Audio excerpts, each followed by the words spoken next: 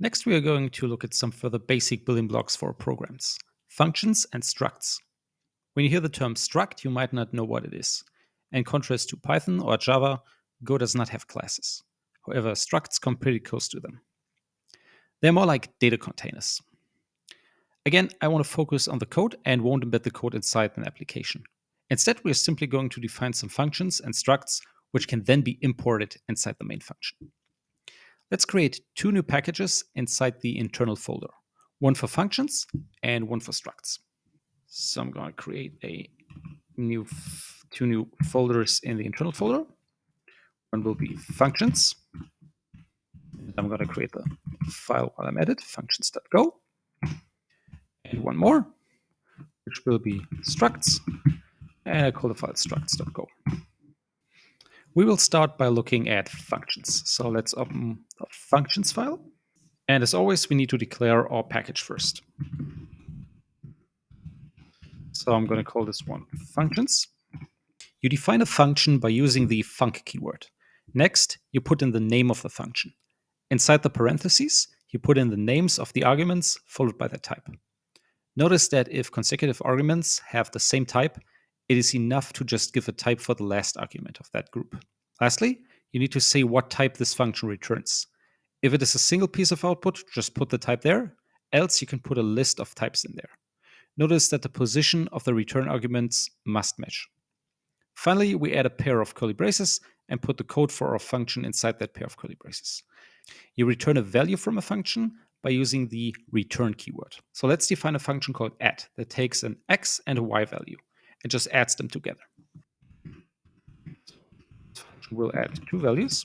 So we say func, then the name of the function, which will be add. And notice I put in uppercases here, so this can be imported. And we have two arguments, x and y, and both are of type int. And the return value will also be an int. Put in the curly braces, and let's put a code in here. So result is x plus y.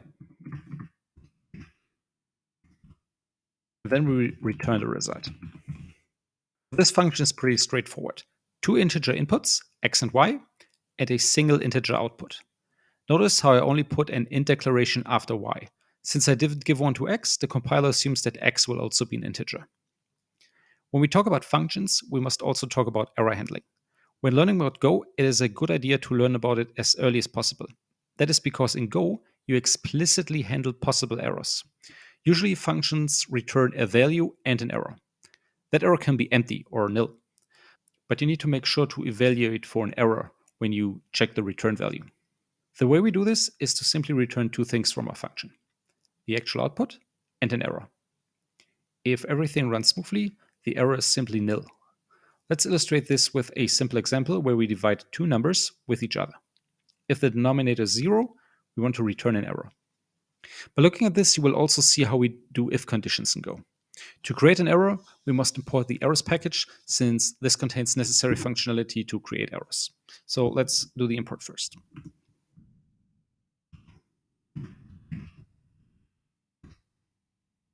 The package that I want to import is called errors.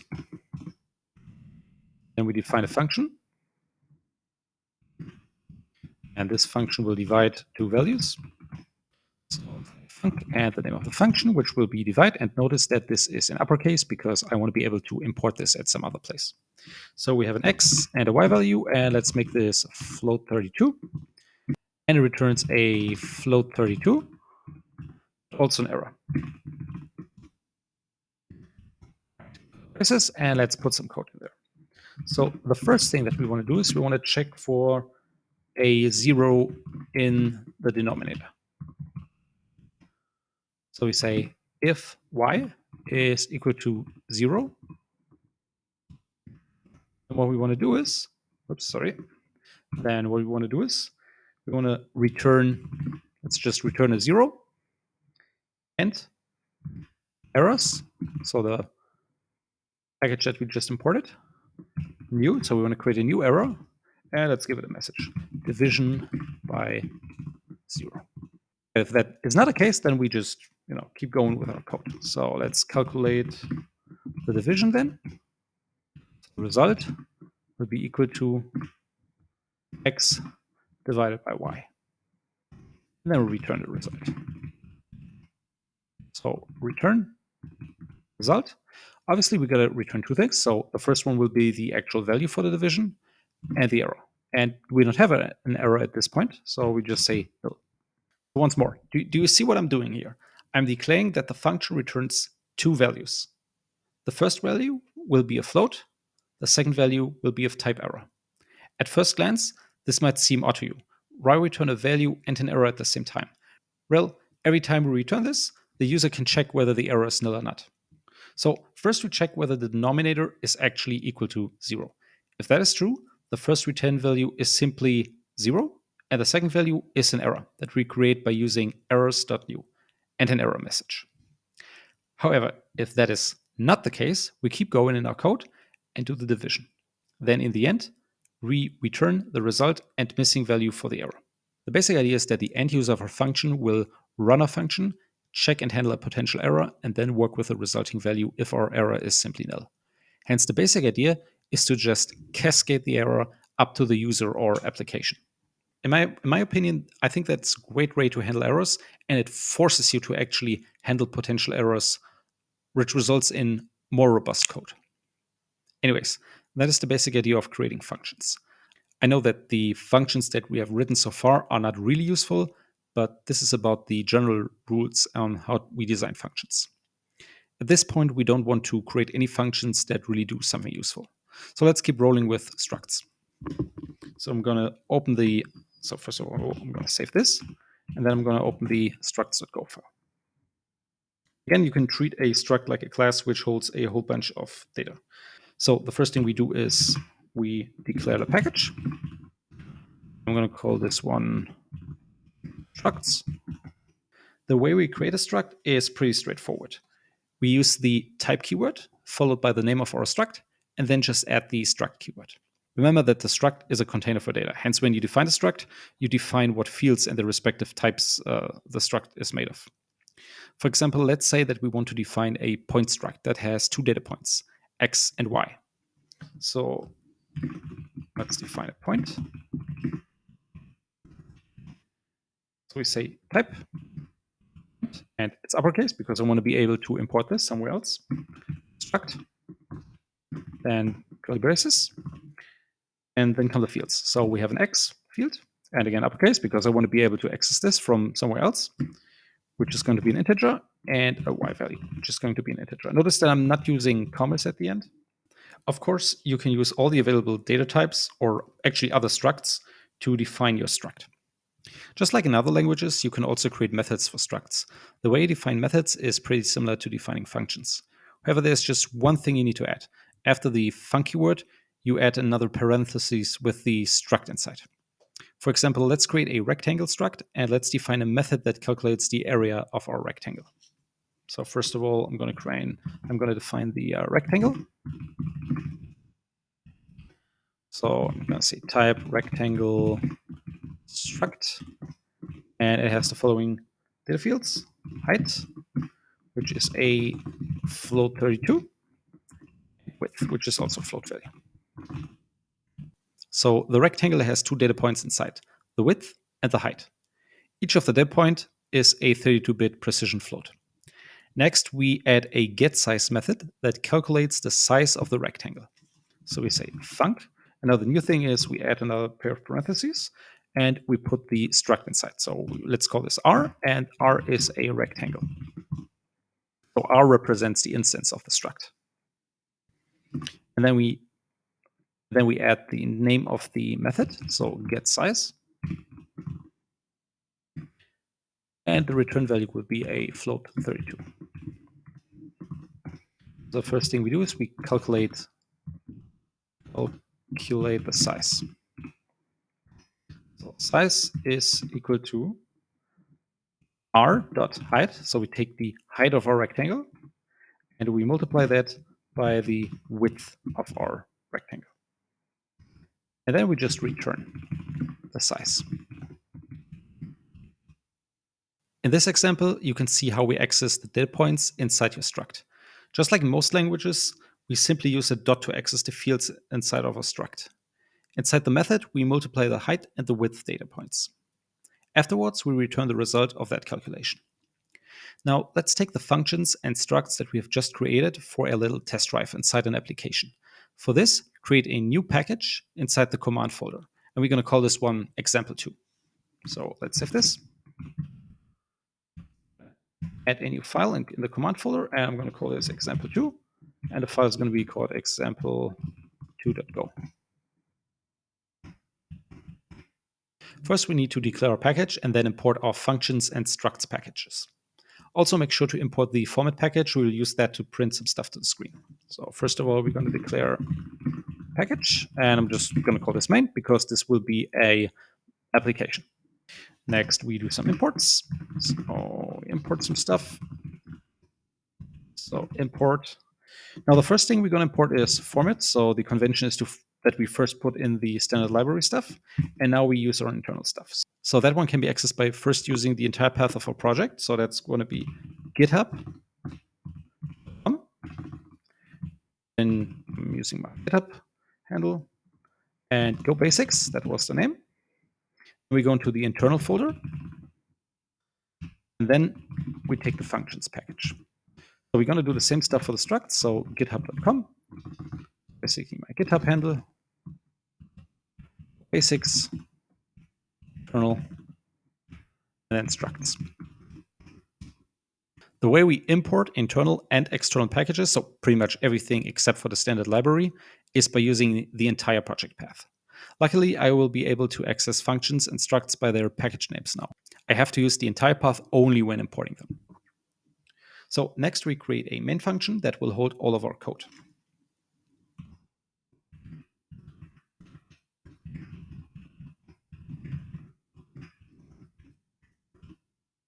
The first thing I would like to try out is our add function that simply adds two numbers together. Remember that it lives inside the functions package that we've defined earlier. So let's just add 4 and 8 and then print the result to the screen. To use string formatting, we can use the printf function from the format package. So add two numbers, and I'm going to put this into add result to functions. So this is what I imported earlier.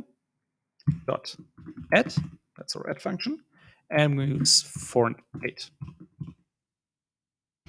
I want to print that to the screen. I'm going to do this a bit different now. So I'm going to use the format package, but I'm going to use printf, and we're going to use some string formatting here. So we say 4 and 8.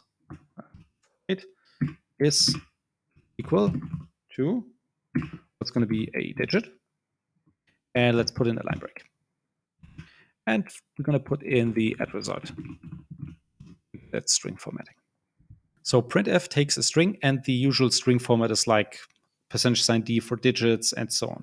Then you simply add the variables you would like to use for the string formatting. If you want to try this out, we'd have to compile the program and then run it. However, you can also use the run command from the Go command line utility, which will pretty much just do that in one go. So let's leave. And we say go run. And then we point that towards our application file, command, example2, and example2.go. As you can see, we get the number that we expected. Next, let's use our divide function twice. One for something that checks out, and once for dividing by 0. So let's go back into our text editor, open the example2 file. There you go. And let's divide. So we're going to say result1. Remember that we return a number and an error. So result1, comma error is equal to divide.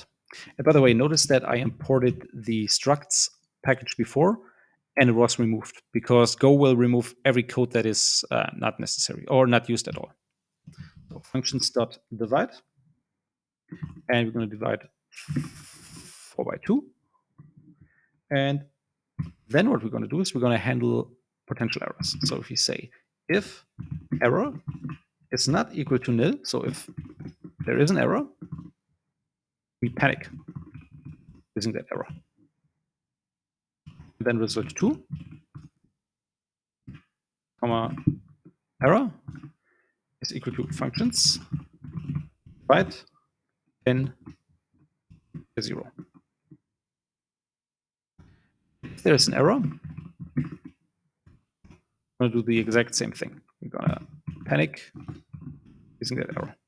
So I forgot to put some print statements in here. So printf 4 divided by 2 is equal to some digit and a line break, result 1. And we're going to do the same here. So we say format printf 10 divided by 0 is equal to digit line break. And we're going to use result 2 for that one. Here you see something new. Now I handle potential errors. First, I check whether the returned error is anything but nil. If it is, I use the panic function, which pretty much stops everything and prints the error stack. For this, I use the returned error as input. I do this since there is no place left to cascade that error to. We are inside the application, and we now need to handle the errors. The second print statement shouldn't run, since a panic will stop the entire program. Hence, nothing coming after the first print statement should be printed to the screen, except, of course, for the error stack. So let's give this a go, and let's run this.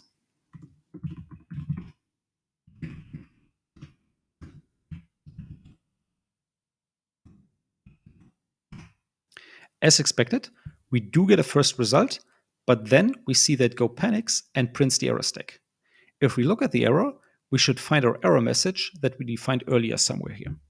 Going back to our code, let's comment out the problematic part so we can proceed with our program. So let's go back into editor, go back into our application file, and let's comment out the problematic part.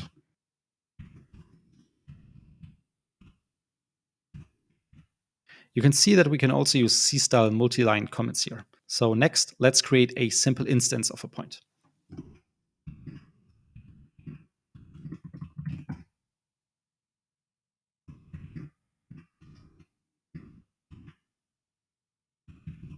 So obviously, I need to import the structs one more time. So GitHub, GitHub handle of the project, then the path to our internal code. So internal structs. So now we're going to use this. I'm going to say point is equal to structs. But we use a pair of curly braces, set x to 5 and y to 10.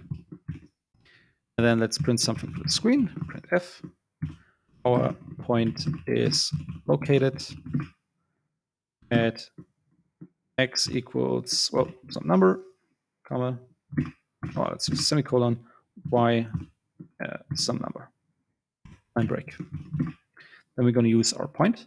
So the first value will be the x coordinate, the second will be the y coordinate. Okay, so the way we actually invoke our structs is by taking their names and adding a pair of curly braces at the end. Inside that pair of curly braces, we declare the data fields and their respective values separated by a colon. If you have only very few data fields in your structs, you can also pass the values by order, but I would suggest to always be explicit in your code. Lastly, let's create a rectangle and let's compute its size.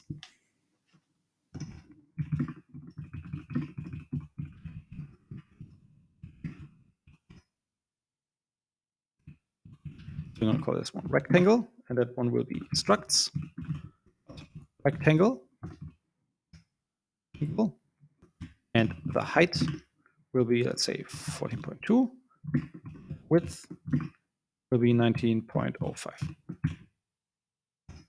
And we calculate the size. We're going to use the method for that one. So we say rectangle dot get size. Next, let's print this to the screen. So printf, say the rectangle of height. It's going to be float value, so it's %f. And width, again, another float value, so %f is float value in size line break.